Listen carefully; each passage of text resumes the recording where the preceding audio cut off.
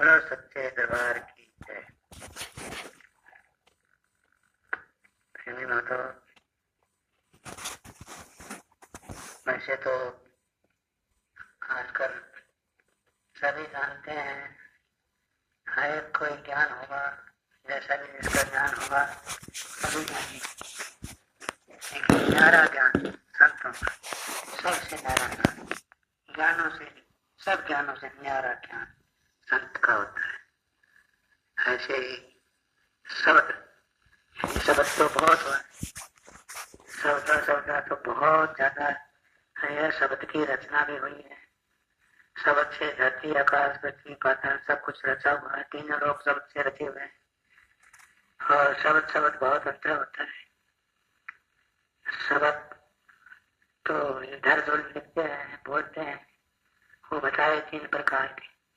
शब्द होता है रोचक, शब्द होता है भयानक, शब्द होता है मधुर। और देखिए ये शब्द में है मधुर, रोचक और भयानक। तो ये तो रचना की बातें हैं। मधुर शब्द से रचना हो गई, और रोचक शब्द से पालना हो गई, और भयानक शब्द से अंत हो गया। तो भाई ये तो शब्द बोलने हैं, और शब्द से ही धरती आकाश जो कुछ रचना दिखती है सब शब्द है। सभी तो शब्द की मेहरबानी है ही। अच्छा, आप जो है रचना के शब्द तो अलग है, और शब्द इधर संत लाइन में भी शब्द ही चलता है। अब देखिए संतों का जो शब्द है वो तो बहुत ही महत्वपूर्ण है। अगर आपको अपना कल्याण करना है और उस अदर अमर घर जाना है तो संत का शब्द जो है वो काम करेगा। ये रचना का शब्द वहां नहीं चल सकता। जैसे कि खेत है, बहुत ही दफा तो हल की जरूरत पड़ती है, हल फोड़ना भी, लेकिन लावनी करोगे तो क्या चाहिए, नजराती। ऐसी बात है, अगर अपना जन्म मरण काटना है और वो अजर अमर घर पाना है तो आपको संत का शब्द सुनना पड़ेगा, और लेना भी पड़ेगा, और देखना भी पड़ेगा, और समझना भी पड़ेगा। पूरे संत का शब्द देखो ना कैसा होता है।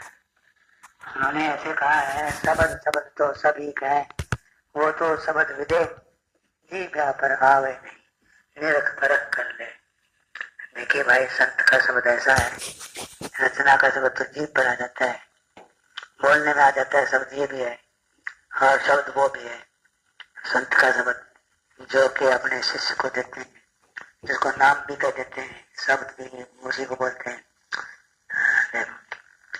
और भाई अब शब्द की महिमा बहुत तगड़ी है। ऐसी बात है, एक जगह ऐसा भी दिख रहा है, एक राम घर दशरथ खेले, एक राम घट घट बोले, एक राम सकल पसारा, और एक राम सबसे न्यारा।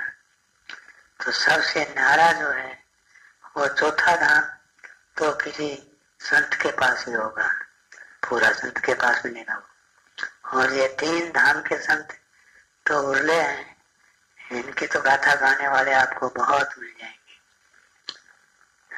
कहा दशरथ की लीला भी देखो, रामायण पढ़ो, और घट घट बोलता हनुमान ये भी देखो। एक राम गदरत के नहीं, एक राम घट घट बोले, बोलने वाला भी देखो ना, शब्द बोल रहा है, ये शब्द भी राम है, बोलता राम शब्द है। और एक राम का सकल पसारा, जैसे जीव है, जीव देखो कितना, जीव तो कितना ही रचना है, जीव से है, 84 जीव से चल रही है। ये बोल रहे जो देखो राम है, एक राम का सकल पसारा, एक राम सबसे नारा। तो वो जो है नारा जो राम है चौथा पद है, और निर्वाण पद जो है वो परम संत के पास होता है। शब्दों में तो बहुत अंतर होता है। अब आइए, ये तो बाहर की बातें हो गई। अब एक गुरु के पास आई, गुरु का शरीर जो होता है घर दशरथ राम होता है, दे दे इसकी इसी से सेवा कर सकता है, नला धुला खिला पिला सकता है, इसको नमस्कार भी कर सकता है। और बोलता राम, जो संत के मुख से शब्द निकलता है वो बोलता राम है। ये जितनी वाणी है, जितने शब्द हैं, ये बोल रहे हैं, ये बोलता राम है। इसकी माननी पड़ेगी आपको, ये क्या बोल रहा है, ये शब्द आपको समझना पड़ेगा और इसके कहे के अनुसार आपको चलना पड़ेगा। ये शब्द गुरु भी बताया गया है, शब्द गुरु चित चेला। जो बोलता राम है, जो वाणी बोल रही है, ये बोलता राम आपको कह रहा है, इसको सुनकर आपको मानना ही पड़ेगा। अगर आपको अपना कल्याण करना है तो जैसे ये शब्द रानी बताता है, जैसे जो कुछ भी कहता है उसको मानना ही पड़ेगा, तो आपका जरूर अवश्य कल्याण होगा और आप अजर अमर घर जरूर पहुंचेंगे। आप देखो, पहले बताया था दे है दशरथ राम, इसकी सेवा पानी हो सकती है, शिष्य इसको नला धुला खिला पिला सकता है। बोलता राम उनका वचन होता है, गुरु जो कुछ बोल रहे हैं, वाणी बोल रहे हैं, वो माननी पड़ेगी। ये गुरु शब्द है और गुरु शब्द पर ठहरना ही पड़ेगा। फिर एक नाम सकल प्रसार, यानी आत्म राम जो संत के शरीर में निवास कर रही है, हर एक शरीर में निवास कर रही है, सकल प्रसार। ये तो भाई रचना है, इनमें से हाथ भी है, लेकिन संत के अंदर जो है आत्म राम, वो परमात्म से मिलाती है। देखो, ये तो बात बहुत समझने की बात है। संत होते हैं महात्मा, जिसको महात्मा कहते हैं, वो परमात्मा को लगाते हैं न्यारा, चौथा पद दर्शाते हैं और लगाते हैं अपने शिष्य को। उस पद की महिमा कोई बिरला ही संत जानता होगा। चौथा पद न्यारा, हजार अमर पद, अटल हजार अमर मूर्त, गुरु की अटल मूर्त दर्शेगी। और वही जो कुछ है सत्यलोक, वही है, वही अमर घर है जहाँ सुरत लगाओ और सुरत से भी चढ़ जाओ। पर जब भी कभी आपका शरीर दुर्बल हो जाए, बेकार हो जाए, तो आप इस शरीर को त्याग करके वहां चले जाना आराम से, सुरत के अनुसार। पहले अभ्यास करना पड़ेगा आपको, ऐसे नहीं जाएगा। पहले सुरत लगा लगा करके वहां पहुंच लो। हाँ, लगाते रहो, देखते रहो, सुरत लगे रहो। उससे करके आप दृढ़ता करनी पड़ेगी, निश्चय करनी पड़ेगी, उससे प्रीत बढ़ानी पड़ेगी, प्रेम बनाना पड़ेगा। और सतगुरु जगमग जगमग और तेज पुंज के अंदर आपको दिखता ही रहेगा और उसी में सुरत समाई जाएगी। वही पुरुष है, बाकी तो आत्मा है। भाई मेरे, ये तो सोचने और समझने की बात है। मैं तो बहुत कोशिश करता हूँ कि किसी तरह मैं आपको पूरी बात समझाऊं, लेकिन आप भी तो कुछ समझने की कोशिश करोगे तो अवश्य समझ पाओगे। भाई मेरे, ऐसे तो भक्ति नवदा भक्ति है, पता नहीं क्या क्या भक्ति है। दुर्वेश जो होते हैं यहाँ बैठे बैठे मुंबई की बात बता देते हैं और मन की बात भी बताने वाले बहुत होते हैं। ज्योतिष देखने, पतरा देखने वाले तिथि बार लगन खड़ी, ये भी होते हैं। लेकिन ये सब बातें उर्ली कर्म कांड की हैं। इनसे तो आपके मोक्ष, अटल मोक्ष नहीं मिल सकता। ये तो कर्म दृढ़ाते हैं और कर्म को ही प्रधान मानकर चलते हैं, लेकिन संत के कर्म प्रधान नहीं होता है। वो तो कहते हैं कर्म काट कोला कर डाले दे ब्रह्म अग्नि में दो। भाई कर्म काट करके खत्म कर देते हैं और उसको ब्रह्म अग्नि में जला देते हैं और निर्मल करके उस परमात्मा से मिला देते हैं। ये महात्माओं का काम होता है। देखो भाई, ये तीन पद होते हैं, आत्मा, महात्मा और परमात्मा। आत्मा तो 84 में जो जीव है सब आत्मा कहलाती है। महात्मा वही है जो आत्मा को भी और परमात्मा को भी जानता हो, उसे महात्मा कहना चाहिए। आत्मा को परमात्मा से मिला दे, उसे महात्मा कहना चाहिए। बाकी ऐसे लाल कपड़े वालों को महात्मा मानना और अज्ञानी को महात्मा मानना, ये तो हमारी वो है भूल। इस भूल में तो हम फंसे गए। अरे भाई, महात्मा कमाने का हक तो वही है, वही रखता है जो आत्मा को परमात्मा से मिला दे और परमात्मा को जानता हो, वही असली महात्मा होता है। ऐसे ही महाराज, अरे महाराज कमाने का हक भी उसी का है। महाराज पद बहुत ऊंचा है, मामूली खेल नहीं है महाराज पद। यहाँ कहाँ मिलेगा आपको? ये हरियाणा का राज मिल जाएगा, भारत का राज भी है, और पता नहीं जापान का, चीन का, अमेरिका का, अंग्रेजों का, ये पता नहीं कितने राज ही राज है। ये धरती का सारी का भी राज है। और इससे आगे चलिए, यहाँ तक तो राज ही है। फिर आगे इंद्र का भी राज ही है। फिर आगे चल के देखिए, यम का भी राज ही है, वहां भी महाराज पद नहीं है, यम भी राजा ही है। और आगे चल के 3 लोक का राज, वो भी राज ही है। 3 लोक तक तो राज ही है। आप 3 लोक से बाहर की बात कोई जाने, उसको महाराज कमाने का हक है, वो महाराज होता है। और उस महाराज को वही खोल सकते हैं। महाराज, ये राज की बातें आजकल के संत ऐसे हो रहे हैं, इलेक्शन लड़ते हैं, राज की प्राप्ति के लिए वे पीछे पीछे घूमते हैं मारे मारे, और महाराज नाम धरा लेते हैं और राज भी आए नहीं। राज की भी अभिलाषा उनके मन में बनी रहती है, वो इलेक्शन लड़ते हैं। अरे भाइयों, कभी महाराज ना को क्यों बदनाम करते हो? महाराज पद लेकर के और फिर राज का भूखा, ये तो भाई मेरी समझ में नहीं आती बात। जो हाथी पर बैठ चुका हो और फिर गधे की सवारी करेगा? अरे महाराज गवा करके राज के पीछे भागेगा? मैं तो इस बात को नहीं मानता। महाराज तो 3 लोग के राज के भी ठोकर मार देते हैं, वो नहीं चाहते राज। धरती का क्या 3 लोग का भी राज नहीं चाहते हो? वो तो महाराज हैं, उनके सामने राज है क्या चीज? अरे राज तो उनके पैरों में पड़ा रहता है, महाराज के राज तो पैरों में पड़ा रहता है। ऐसे महाराज कमाना, ये तो एक अपने सिर पर भार लेना है। ऐसा नहीं सोचना चाहिए भाई। ये तो बात हो रहा है सावधान।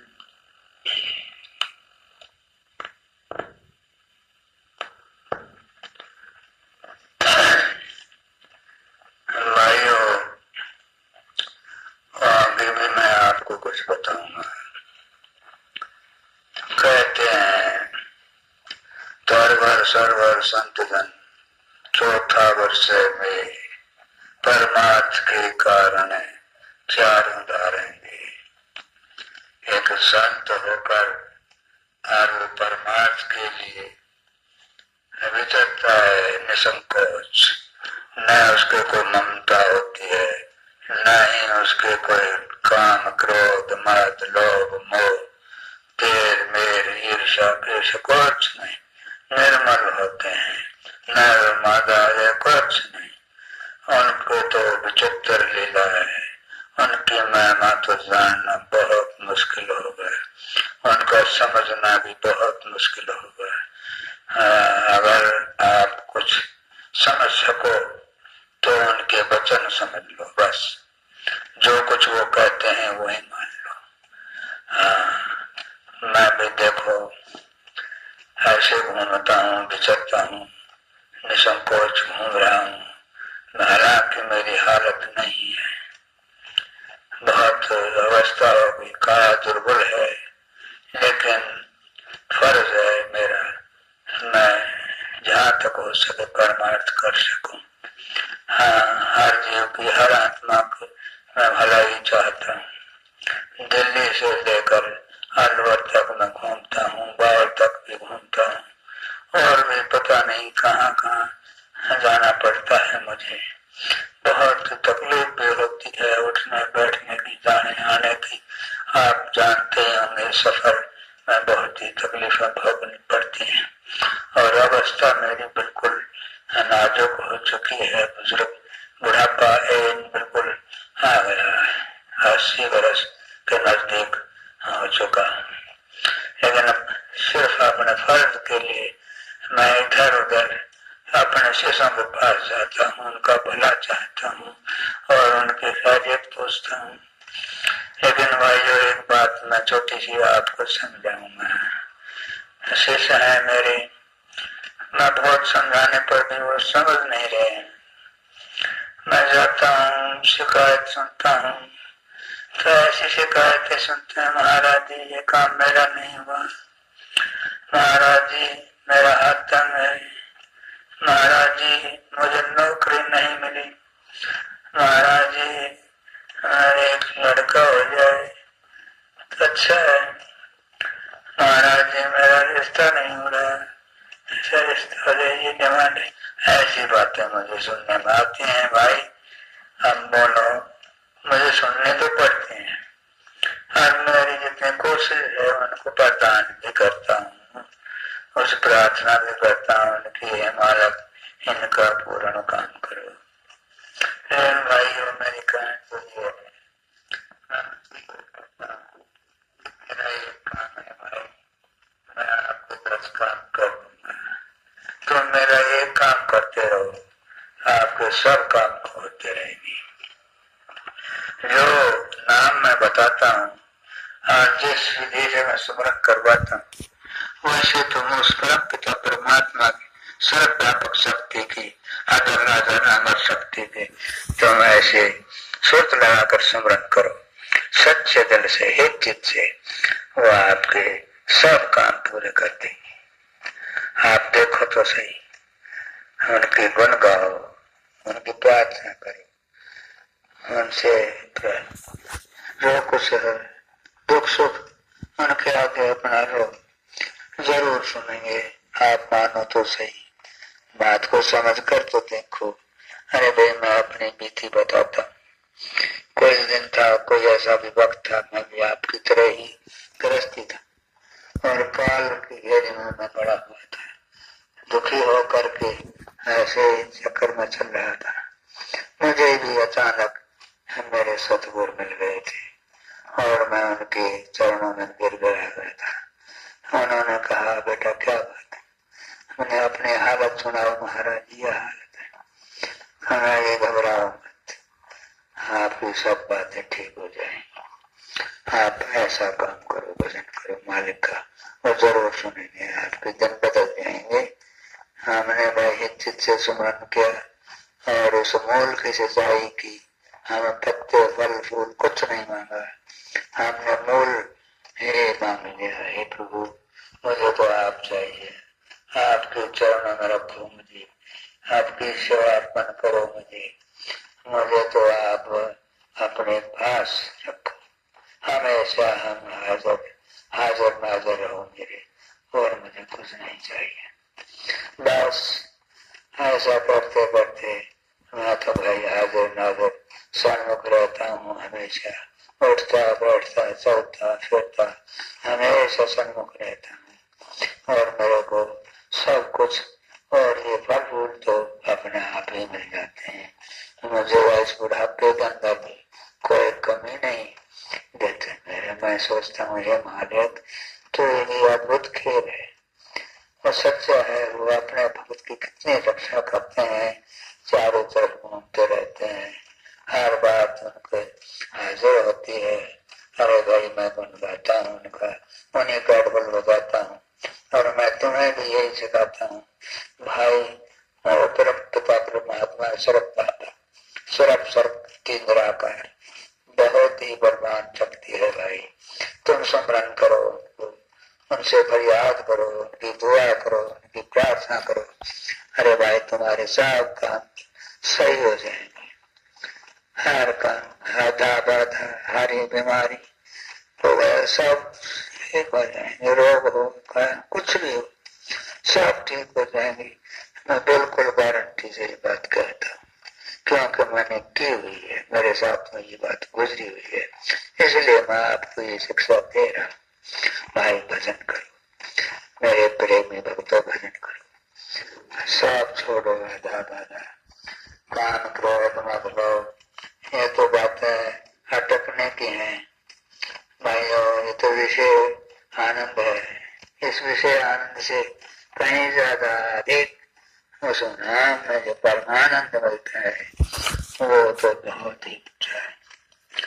ये मैं नहीं कहता ग्रस्त मत करो, भाई करो, ग्रस्त बसाओ, अपने बच्चों को पालो और उनको अपना फर्ज पूरा करो, लेकिन धंधे के साथ साथ उस प्रभु का नाम को मत भूलो, उसकी प्रार्थना जरूर करो, उठते बैठते सोते।